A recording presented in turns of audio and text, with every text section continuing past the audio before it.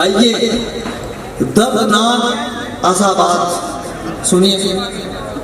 حضرت ابو سعید خدری رضی اللہ تعالیٰ عنہ سے روایت ہے کہ حضور نبی اکرم نور مجسم صلی اللہ تعالیٰ علیہ وسلم نے فرمایا کہ میرا گزرے کیسے دسترخوان کے پاس سے ہوا جس پر بھنا ہوا گوشت تھا، لیکن وہاں کوئی بھی نہیں تھا، اور سامنے دسترخوان پر گلا سڑا بدبودار گوشت تھا جسے بہت سارے لوگ کھا رہے تھے۔ میں نے پوچھا جبریل یہ کون لوگ ہیں؟ عرض کیا یہ آپ کی امت کے وہ لوگ ہیں جو حلال چھوڑ کر حرام کی طرف بڑھتے تھے۔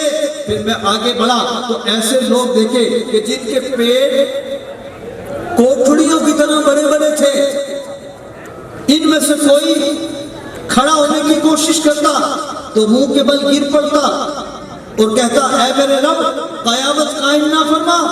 میں نے بارگاہ الہی میں ان کی چیخ و پکار سنی تو حضرت جبریل امین علیہ السلام سے پوچھا یہ کون لوگ ہیں؟ کہا یہ آپ کی امت کے سود خور ہیں۔ پھر کچھ آگے بڑھا تو ایسے لوگ نظر آئے کہ جن کے ہونٹ اونٹ کے ہونٹوں کی طرح تھے اور ان کے منہ کھول کر انہیں انگارے کھلائے جا رہے تھے۔ میں نے پوچھا یہ کون ہیں؟ عرض کیا یہ آپ کی امت کے وہ لوگ ہیں جو ناحق یتیموں کا مال کھاتے۔ پھر آگے چل کر کچھ عورتیں دیکھی جو اپنے سینوں سے لٹکی ہوئی تھی۔ میرے پوچھنے پر حضرت جبریل علیہ السلام نے بتایا کہ یہ بدکار عورتیں ہیں۔ پھر آگے بڑھا تو ایسے لوگ دیکھے کہ جن کے پہلوؤں سے گوشت کاٹ کر انہیں کھلایا جا رہا تھا اور کہا جا رہا تھا کھاؤ جس طرح تم اپنے بھائی کا گوشت کھاتے تھے۔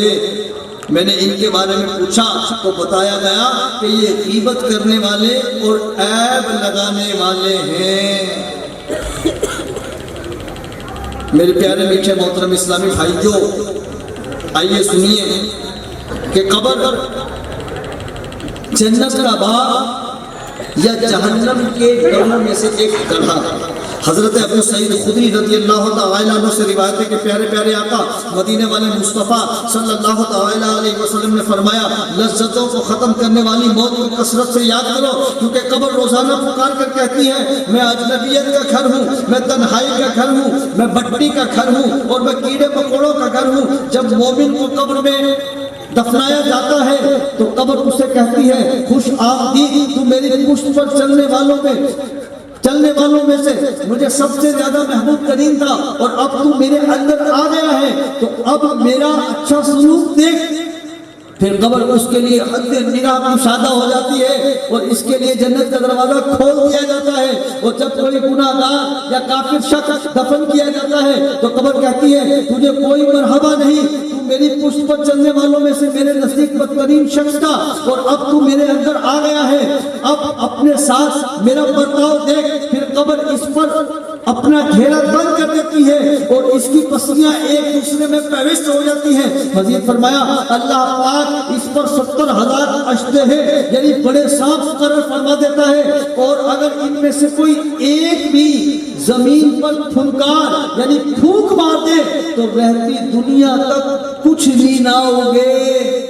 وہ اشد ہے اس مردے کو تا قیامت دستے رہتے ہیں۔ راوی کہتے ہیں کہ آپ صلی اللہ علیہ وسلم نے فرمایا یعنی قبر جنت کے باغوں میں سے ایک باغ یا جہنم کے گڑھوں میں سے ایک گڑھا ہے۔ چھپ کر گناہ کرنے کا عذاب۔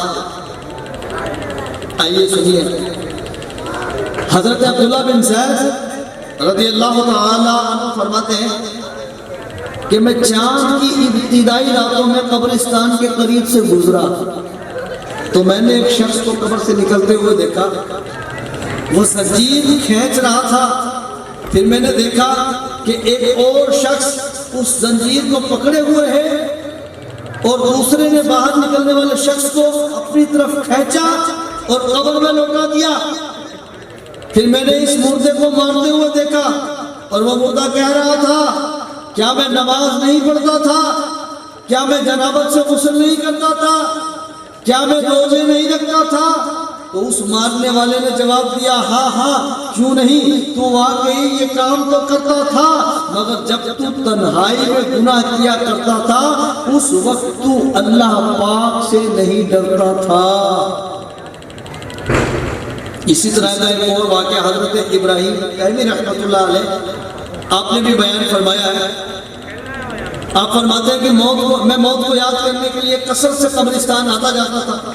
ایک رات میں قبرستان میں تھا کہ مجھ پر نیند غالب آ گئی اور میں سو گیا، تو میں نے خواب میں ایک کھلی ہوئی قبر دیکھی اور ایک کہنے والے کو یہ کہتے ہوئے سنا، یہ زنجیر پکڑو اور اس کے منہ میں داخل کر کے اس کی شرمگاہ سے نکالو۔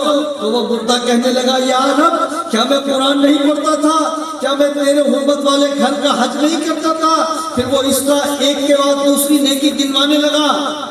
تو میں نے ایک کہنے والے کو یہ کہتے ہوئے سنا، تو لوگوں کے سامنے یہ اعمال کرتا تھا، لیکن جب تنہائی میں تو ہوتا تھا تو نافرمانیوں کے ذریعے مجھ سے اعلان جنگ کرتا تھا اور مجھ سے نہیں ڈرتا تھا۔ عاشقان رسول، تصور باندھیے، کون ہے جو ایسے خطرناک ترین عذاب کو برداشت کر سکتا ہے؟ یقیناً ہم میں سے کسی کی ہمت نہیں، مگر افسوس ہم ڈرتے نہیں، غفلت میں پڑے ہوئے ہیں، سستی کرتے ہیں، لوگوں سے شرما کر بھلے ہی گناہ چھوڑ دیں۔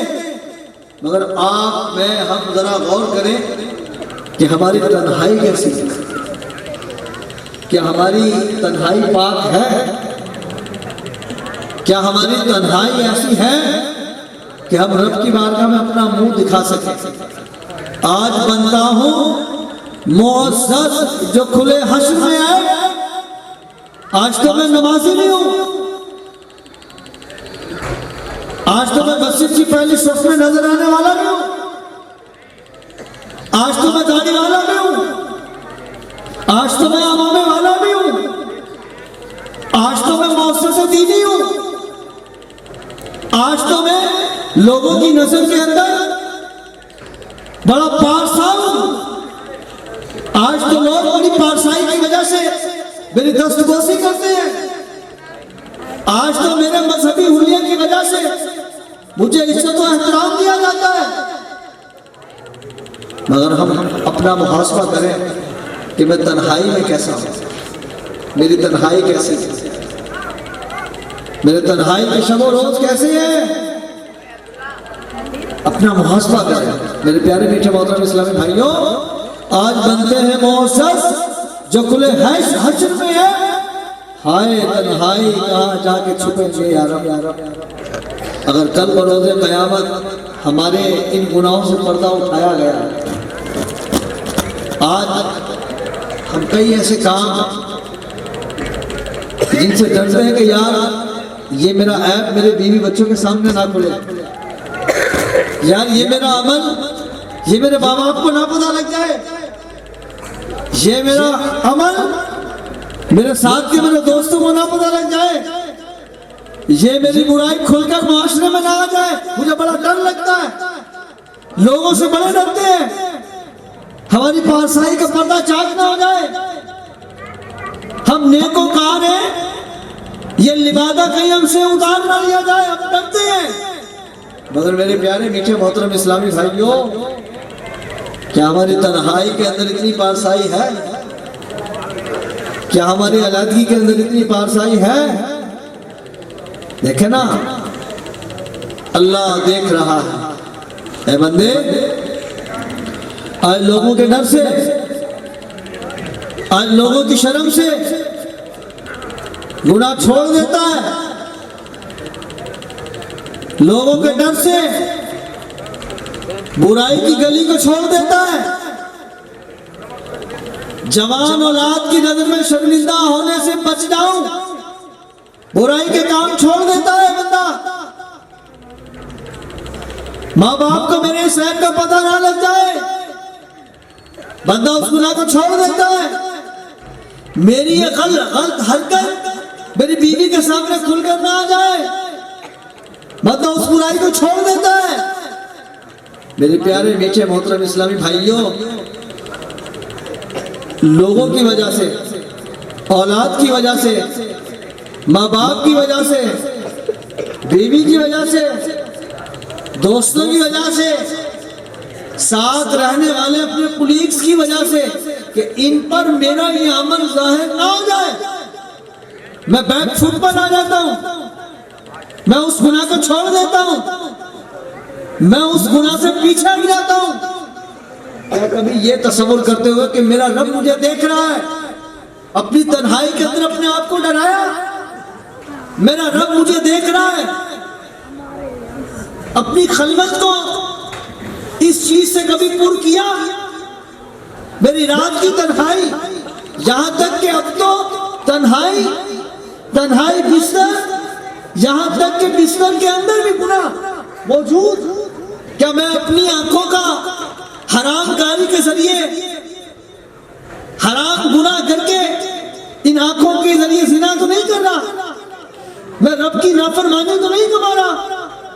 کیا لوگوں سے تو بچتے ہوئے پتہ نہ لگے، اپنے کانوں پر ہینڈ فری لگا کر غیر محرموں کی آواز اپنے کانوں کے اندر لے کر اپنے نفس کی خاطر، اپنے نفس کو راضی کرنے کے لیے اپنے رب کو ناراض تو نہیں کر رہا؟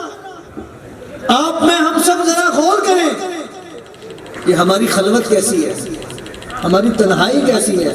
ہم لوگوں کی نظر میں تو نیک ہیں، ہم لوگوں کی نظر میں تو بہت اچھی ہیں، لوگوں کی نظر میں تو نمازی بھی ہے، مگر کیا جیسا لوگوں کی نظر کے اندر میں نیک ہوں، میں اپنی تنہائی میں بھی ایسا نیک ہوں یا نہیں؟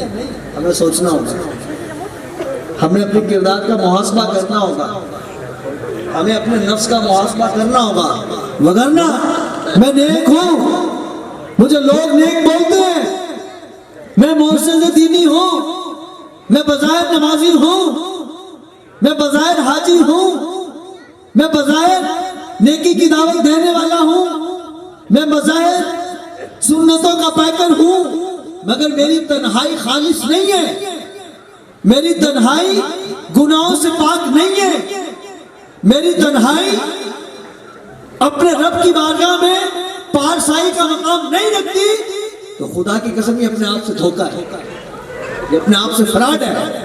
اور کل بروز قیامت اسی فراڈ کی بنا پر، اسی دھوکے کی بنا پر ہم پھنس جائیں.